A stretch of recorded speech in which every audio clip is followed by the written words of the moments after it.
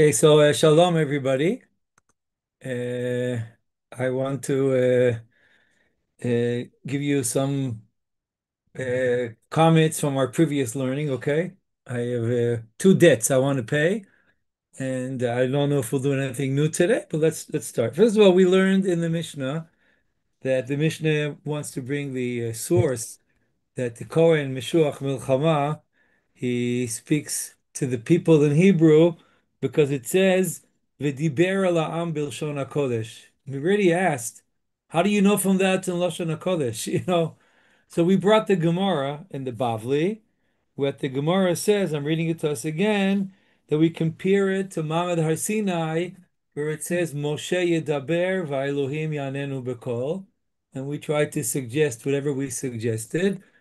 How do we know to go from the diber of the Kohen to the dozens and dozens of places where it says v'diber in the Torah to go to Mamad Har Sinai? So the first thing I want to show you that this question was asked also by the Talmud Yerushalmi. So it's a good opportunity to take a look to the Talmud Yerushalmi. So I'll screen it here and let's read it together. You can see very nicely from the dialogue there, which is longer than that in the Bavli, how they like ask the questions that we asked. Okay, so just give me 1 second to screen it. Okay, just 1 minute. Okay, here we go. Advanced. Uh, okay, here we go. No, this is not the right place. This is the right place. Okay. Just want to make sure I see everybody. Okay, so just let me put it into order. Okay, let's start. Okay, so the Yerushalmi, it says the following: Mishuach milchama lama, which really means how do we know that he speaks in Hebrew? Begin dichtiv v'diber. So look what the Yerushalmi asks. Hare kriyas shma, hare chatuv ba v'dibarta bam v'ne'emeret b'chol lashon. We have mentioned the list in the seventh chapter of Sota of all the recitals that are said in L'chol Lashon. One of them is Kriya Shema. You can say Kriya Shema in any language you choose. And there it says V'dibarta bam. This is really the question that we asked. How does this V'diber know to go to Lashon HaKodesh? It can go in the same way to any other place. It says V'diber. So the answer is Ela begin dichtiv ba amira. Because let's go back to the psukim. Okay, let's make sure that we see the psukim inside. Where does it say over there Amira? So I'm opening it up. Okay, we're going to Dvarim Perakaf. Dvarim. What does it say over here? Let's take a look. Where does it say over here? Amira. Let's see. Uh, do you see it with me? It says Ivamar Alehem. Here you go. Okay. So now we're leaving the what the Mishnah actually said. I'm sorry. The Mishnah talked about the diber, and now we said, oh, but that can mean Kriya Shema. So it could be B'chol Hasham. So we moved to Ve'amar. Now the word V'diber in the Torah is more common than Amira. You know that? Usually it says Vaydaber Hashem el Moshe Lemor. You want to see how many times? Okay, I'm opening the concordance. See how many hundreds of times in the Torah it appears. Okay. Now let's check Amira, Amar. Let's check that. Let's see how common that is. So there's a lot of Vayomer. I want to show you this. There's a lot of Vayomer in Bereshis. Do you see that? There's 606 in Bereshis. There's 299 in Shmos. So it doesn't really help. But the Yerushalmi moves from Diber to Vayomer. But look what it tried to take it away from Kriya Shema. But what to? So let's go back over here. What does it say? Dichtiv ba'amira. So now they ask the same question. Hare Parshat Vidui Maser. That's one of the texts which are mentioned in the Mishnah in seventh chapter. That can be B'chol Hashon. And it says over there Amira. Let's see that. Where does it say over there Amira? So that goes to Dvarim chapter Kavav. Oops, sorry. Kavav. Let's see over here. כי תחלל לעשר כל מעשר תבואתך, ואמרת לפני השם אלוקיך. So the verb, the root, amar, also is b'chol lashon. So how do you know that the Kohen spoke in Hebrew? That's the obvious question. So the Yerushalmi continues, Amar Rabbi Chagai, Ne'emar kan negisha v'ne'emar la'alan v'nikshu ha'kohanim b'nei Levi. Ma negisha she'ne'emra la'alan b'lashon HaKodesh, af kan b'lashon HaKodesh. Let's go back to the psukim in Dvarim. The psukim in Dvarim say, here we are.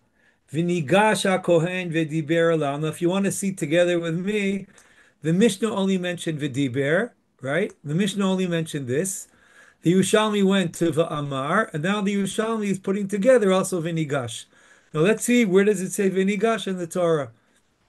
So let's close these. Let's go to the concordance, okay? Vinigash. Let's try to see. Here we go, concordance. So they're taking us here. Let's take a look where to.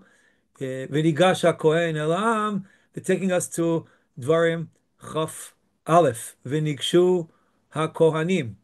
Where does that, what does it appear over there? Nigshu HaKohanim, it's Egla Arufa. Okay, I want to show it to you. V'nigshu HaKohanim B'nei Levi. Kivam Bachar Hashem Elokecha Lesharto, Levarech V'Shem Hashem, V'al Yakol Riv V'chol Naga. And Egla Arufa has to be recited only in Hebrew.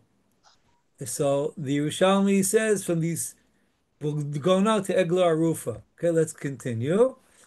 Ad Kedon Rabbi Akiva, Du Amar Lashonot Ribuyinhen. Rabbi Shmuel, Du Amar Lashonot Kfulinen. I want to explain this question of the Yerushalmi.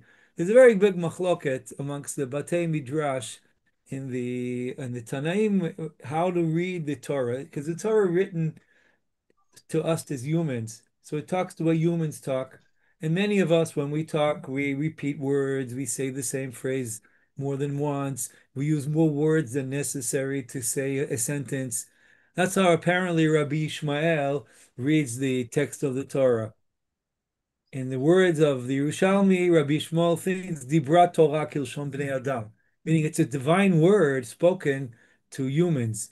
So the Kosh Baruch Hu talks in the language that we can understand. And therefore Rabbi Shmuel is not very impressed if there's a repetition of words. I would say the following, Rabbi Shmuel reads full sentences. Rabbi Akiva, on the other hand, says the Torah is ribuyim, meaning Rabbi Akiva he treats the Torah as a divine word, and he doesn't talk because Baruch the way we talk as humans. Every word over there, every letter is like taken into account, and that's what's defined as ribuyim, meaning if there's an extra word, there's some reason why the Torah used it. So when we read this text, v'nikshu kohanim, v'diber v'amar, there's a repetition here of using a synonymous word, diber, amar. When we talk, that's how we would talk. So according to Rabbi Shmuel, we can't learn anything from that. There's no drasha here. But according to Rabbi Akiva, since Rabbi Akiva takes into account every word, so we understand how Rabbi Akiva sees here there's some extra word, so he had a drasha. So that's why the Yerushalmi is asking, I'm reading it. Let's see, let's go back to it, okay? The Yerushalmi says, Ad Kedon Rabbi Akiva, meaning according to Rabbi Akiva, that he says the Torah is Lashonot Ribuyine, meaning every extra word can teach you something. So I understand how you can make a drasha here. But Rabbi Shmuel, Du Amar Lashonot Kfulimim, he's not too impressed. He says the Torah can use double phrases. So the Yerushalmi answers, Amar Rabbi Chia bar Abba, Nemar kan negisha, v'nemar la'alan v'nigash Moshe la'arafel, ma negisha shenemar la'alan b'lshon HaKodesh, avkan b'lshon HaKodesh. Eventually, see, who does Yerushalmi go to? Like the Bavli, we go back to Mamed Har Sinai, v'nigash Moshe el Arafel. So eventually both Talmudim, both Bavli and Yerushalmi, take the Kohen Meshuach Milchama to the episode of Mamad Har Sinai, pointing out there are similar descriptions of what actually happened in Mamad Har Sinai to what's the way the Torah describes how the Kohen Meshuach Milchama talks to the Am. And we already tried to explain what's behind that comparison. So I'm closing this part of our discussion. Okay, any questions anybody want to ask? So second topic is I owe you something from my great grandfather, Rav Moshe Soloveitchik. Do you remember? We learned the Gemara of how do we know it's a special Kohen? How do we know it's a Kohen Meshuach Milchama? So I told you, this was on Thursday, that my great grandfather, Rav Moshe Soloveitchik, he gave a drasha at the Chag HaSmicha of 1940. That was the last Chag HaSmicha that he attended, and that he related to the difference between describing somebody as a Kohen Meshuach Milchama than describing him as a Kohen Gadol. So I found the piece, and with your permission, I would like to screen it to us, and we can we'll try to read it, see parts of it. It was published in a rabbinic journal called Hapardes. The editor of Hapardes was Rabbi Pardes. He was a rabbi in Poland, who then moved to the United States. My mother still remembers him. When she was a child in Boston, he used to come sometimes to visit, and he would stay in their house. So Rabbi Pardes has his journal, and it has Divrei Torah, has news from the rabbinic world. Maybe some of you are familiar with the journal. Today you can find it online. So I want to screen it to us. Let me go there. Okay, here we go. Uh, this is Apardes, Shana Yudalet Choveret Bet, okay? It's from Kaf Aleph Adar Sheni Tov Shin. It's the speech of the Goyen Rav Moshe Alevi Soloveitchik on the Chag HaSmicha. Now you can, when you read his words, you can see his awareness of what's going on in the world. He's talking about it's a Shat Cherumim. I mean, people do not apparently know yet what's going on in Europe. Also, the extermination of the Jews didn't begin yet. I mean, but Jews were already, Poland was captured, and you can hear his concern of the future also of the Jews in Europe, but also the future of Torah, because the Torah center of the Ashkenazi world was in Europe. Now, what's going to happen to Torah? Okay, he's talking about how היהדות הפולנית, היהדות המפוארה, אשר כללה בתוכה את רוב מניין ורוב בניין של שומרי החומות, מתבוססת בדמיה ודמעותיה. He says, Poland, the Jews of Poland are under stress. מרכזי התורה והעירה, the Torah centers, the yeshivas, he says nechrevu kalil, they're closed by by the Germans. People are murdered there. Harbeni argu al kiddush Hashem. And then he says, now we in America, we have a role, a historical task and role. What is that historical task and role? בשעה זו, שעת הרת עולם, הוטל על יהדות אמריקאית לתפקיד לעמוד בפרץ, להרחיב ולהגדיר את הרבצת התורה במדינה זו. We in America have to take this role upon ourselves. Now, I want to add to you in a Mamar HaMusgar, I don't know if you know what Rav Moshe Soloveitchik thought about American Jewry. I want to tell you about his first speech in Chag HaSmicha, the first Chag HaSmicha he attended. He became the Rosh Hashiva in YU in 1929. Dr. Revel, who was the first president of Yeshiva University, he made a point that they have to bring a Lithuanian Rosh Hashiva as one of Gedolei Ador. So the Rosh Hashiva before Rav Moshe Soloveitchik was the Meitcheter, Shlomo Poliachek, was a very famous. He was a Chavivon. Rav Chaim loved him. He was a great Talmid Chacham. The Meitcheter died in a young age, in his 50s, in 1928. And then they tried to bring Rosh Yeshiva. They offered Reb Shimon Shkop to be the Rosh Yeshiva in Moayo. He was there for a visit, but he went back to Europe. And then they brought Rav Moshe Soloveitchik. And in the first Chag HaSmicha, I want to tell you what he said to them. It's a big celebration. New smochim of yeshiva. They learned all of Yoreh Deah, what they had supposed to learn from Yoreh Deah. And he got up and he told them that when they built Bayis Sheni, so it's described in Zechariah how everybody was so happy in Chagai that they built the Bayis Sheni, and the Skenim from who remember Bayis Rishon burst out crying. Why did they burst out crying? Because they remembered what Bayis Rishon was like. And the beginning of Bayis Sheni was much smaller. I'm not talking about the building of Herod. And Rav Moshe said, you're enjoying here so much about the American Musmachim, but I remember Volozhin, I remember what it really looked like. And now look, he's around, maybe he's 8, 9, 10 years later, and he knows to some extent what they knew in 1940, what's going on in Europe. And he's turning to those same American boys that 10 years ago he told them, no, come on, what are we happy about? You're not the real thing. And he's telling them it's your time. It's your time now to do it, you know? There's nobody else. So let's go back to the text. He he says the following. Okay, let's see. Okay, look what he says. אני עומד ותוהה. I mean, he has the same question. Can the Americans do it? Okay. אני עומד ותוהה. האם היהודים האמריקאים, can these Jewish Americans, אשר נועדו לשליחות זו, יעמדו בניסיון? Can these Americans, can they really be the leaders of the generation? Can they really be real רבנים? האם הם כבר במדרגה שיוכלו למלות את הריק והחלל שנתהווה במחננו די חורבן מרכזי התורה בפולניה? Could they take over the role that they did in the big yeshivas in Poland, in Europe?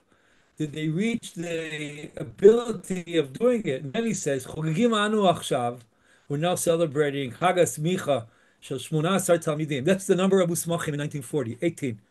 I think now it's hundreds, but then it was 18. What does he say? They're going to get jobs in different communities. But now look what he says. You can see what he's aware of. He says, in America, there are alternatives. ישנם מוסדות אחרים שנותנים גם כן התואר rabbi. And we're not the only ones who are offering rabbinic leadership to the communities. He's talking about also Reform and Conservative Judaism.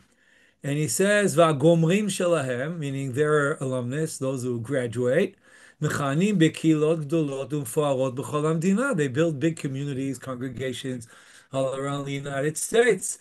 And then the question that he poses at the Chag HaSmicha, "Hein yodat hayadut Amerikai?" Will the American jury know the difference? L'avdil ben shnei ele.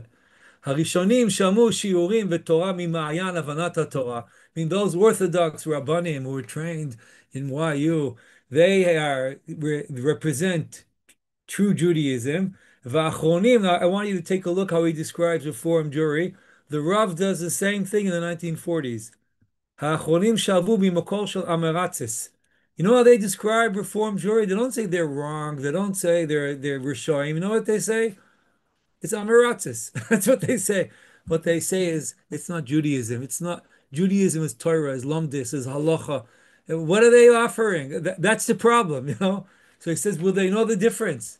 So he turns to them and he like asks himself, what is the honor to call you rabbi when there are also rabbis who are reform rabbis, conservative rabbis? Look what he says. B'sha'azo. שיש לי החוב לברך את י"ח תלמידי ישיבה סביצח אלחנן, שביניהם נמצאים תלמידיי ששמעו את שיעורי. I have these alumnus who heard my shiurim, okay? קשה לי לכנותם בשם rabbi. It's hard for me to give them that title as rabbi. Why? Because התואר אשר מתנגדנו, those who are our opponents, משחיתי כרם ישראל, who in his eyes are destroying true Judaism, משתמשים בו, they use the same title. V'nasa l'dei labuz po ba'America. It says in America to be a rabbi, you don't know what rabbi you are, okay? Omnam, But look, Mayor, yes, yeah, who's he's talking? really not Bruce. talking about Reform rabbis. He's talking about JTS. It's That's clear. conservative rabbis, okay? But that's what he's talking about. Yeah. That's what he's In talking about. 1940, there was the people went back and forth. It was really a much more of a threat. Right. So he's talking about conservative. Okay, but look what he says. Omnam, he says, "Lo uchal v'lo yirtzeh levater al ha'toar ha'atik yomin Yeah. shelanu." I'm not going to give it up, meaning they're not going to steal it from us. שכל כך קשור עם מסורה, יהדות חרדית. When you say Haredi in 1940, you don't mean what the way we use it today. You mean orthodoxy. That's what you mean. The Rav uses it too. ותקוותי חזקה שלא יארכו הימים והעטרה תחזור ליושנה. So listen what he says. Vakimdumani. You know what I have in mind? שכבר קרה, it already happened. בקורות ימי עמנו. It already happened in the past. שאחד אשר היה לו תואר גדול, meaning somebody could have been given the highest possible title, הגדול שבכל התארים, בכל זאת מצאו לנחוץ לברכו בתואר קטן מהתואר שהיה לו באמת. He was given a title which was not as important as the one he could have been given. עיין בספר תולדות חשמונאים, יוסיפון, It's a medieval book which is like built upon Josephus, but I don't think Rav Moshe read Josephus, okay? And Shekatvu, listen what he writes. שיהודה המכבי בנו של מתתיהו כהן גדול היה משוח מלחמה. Yehuda Maccabi, there is such a description in Chashmonaim Aleph, how Yehuda Maccabi is a Meshuach Milchama. When he asks Rav Moshe Soloveitchik, והדבר מוקשה, זה היה בזמן בייס שני, ובבייס שני חסר שמן המשחה. There's no שמן המשחה in the time of בייס שני. ואם כן, לא היה יכול להיות משוח מלחמה במציאות. Look what he says. There can be no משוח מלחמה in בייס שני. Why? Because he writes the following: Hakohen Gadol היה בבית שני מרובה בגדים ולא משוח. When there's no shemen amishcha in beit sheni, how do you become a Kohen Gadol? You wear the eight clothing of the Kohen Gadol. When you actually start acting as a Kohen Gadol, you wear the clothing, then you become a Kohen Gadol. It's like, you remember your first driving lesson? What did the teacher say to you? Start driving. What? Okay, so meaning you can appoint a Kohen Gadol through Shemen HaMishcha, and you can appoint a Kohen Gadol through him wearing the eight clothing of the Kohen Gadol. Now, the question that we have is, how do you become a Shuach Milchama? He's not a Kohen Gadol. So how many clothing does he wear? Like a Kohen Hediot, four. So there's no way to become a Kohen Meshuach Milchama in Beit Sheni when there's no Meshuach Milchama. So he says the following: Zekvar artizot. Listen what he says. Yesh li terutzim shonim minogel la'alacha. Okay, if you want a Gemara shir, this is a Gemara shir. We can give you the terutzim, okay? But look what he writes. V'lachar kach matzati, I found that the Minchas Chinuch. It's a very, I would say, it sounds like a Minchas Chinuch question. In Kuf Zayin Ikshazot, and listen what the Minchas Chinuch answers. ותרץ זה באמת לא היה משוח מלחמה. רבי יהודה המכבי could not be a משוח מלחמה. רק שנתנו לו שם ותואר כבוד גרידא. It was like a honorary degree, okay?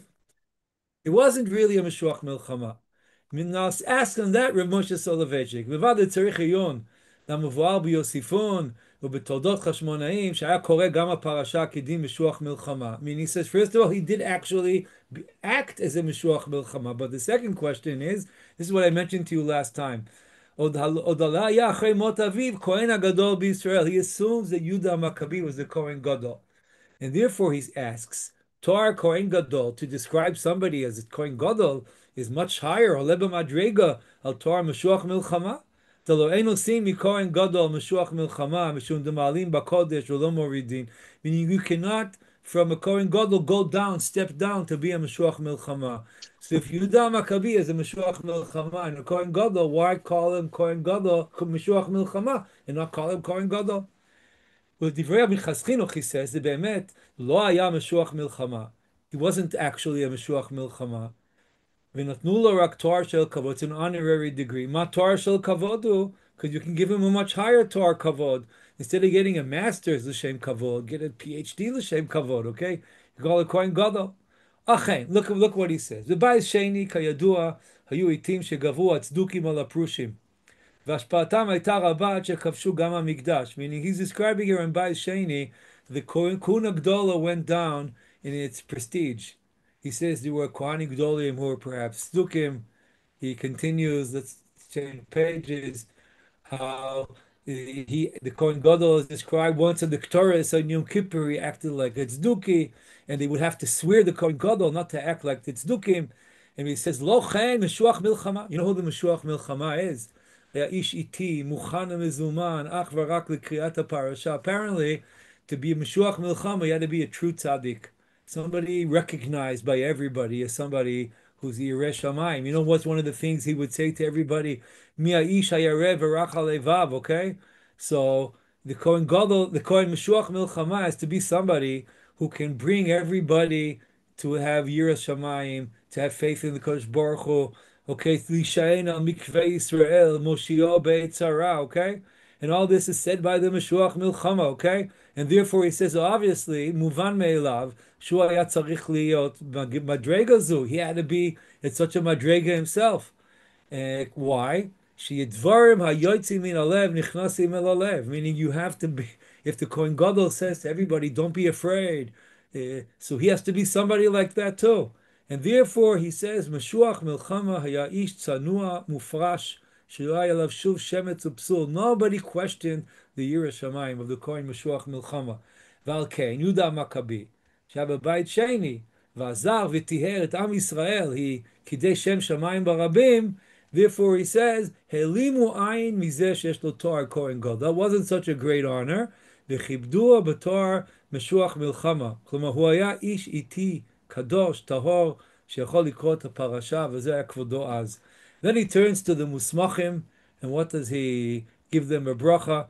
That now that you're leaving yeshiva, your yeshiva Sabizak Elchanan, to get jobs in different communities, so he's blessing them to be like the Mashuach Milchama. Halavai she'anagatchem, your leadership, hashpatchem, your influence, tiyeh betznius, betara, mibli l'shanot, kotzol shel yud midat Toratenu akdosha. You see, this is the big issue in 1940. It's the big issue also. I can show you if you want. The drasha of the Rav in Chag HaSmicha, 1943. It's after his father passed away. Rav Moshe Alevi died in 1941. And then the Rav is appointed a year later to become the Rosh Hashiva in YU. And you can read how he dedicates his Chag HaSmicha drasha to the same topic about true Judaism, to make sure that you tell your congregants Judaism is halacha and Shulchan Aruch, okay? So he turns to them and he says that I wish you that you should find your kavod not in being rabbi, but to be a muchiach mechanech liyirat Hashem b'torato. Now, I don't know how many of you are familiar with how the Rav would describe himself, but many times the Rav would say, I'm a malamed. And you see over here the same thing in the words of his father. He says the greatest kavod is to be somebody who teaches people, who learns with them, who influences them, not to have an honorary title. Now, if you are curious, they also brought here the halacha. Okay, maybe why only talk speeches? Let's see also the gufa halacha. So now it's 5:29, so we have to finish. But what I'm saying is, he asks over here a big question. I will leave it for tomorrow. Can a Kohen Gadol also be a Meshuach Milchama, or can only the Meshuach Milchama be? So this Bli Neder we can learn tomorrow, and then we will try to continue in the Gemara. I For now, I want to say, it seems like from knowing my schedule, I'll be able to have a shiur tomorrow, but I will update you through the WhatsApp group of the community. Okay, so I want to conclude what we did today. Okay, first of all, we saw the drasha and the Yerushalmi of how do we know the Kohen spoke in Hebrew. We saw how the Shaklavitaria and the Yerushalmi basically asked all the simple questions we have asked ourselves. It's very unclear what's the drasha of the Mishnah. How does V'diber teach you its Lashon Kodesh? And we eventually, the Yerushalmi, like the Bavli, takes us back. It's like an echo of Mamad Har Sinai. B, we saw the drasha of Moshe Soloveitchik, who used our Gemara to describe the Meshuach Milchama, his personality, his integrity, what was expected of him to be. Okay, so we will.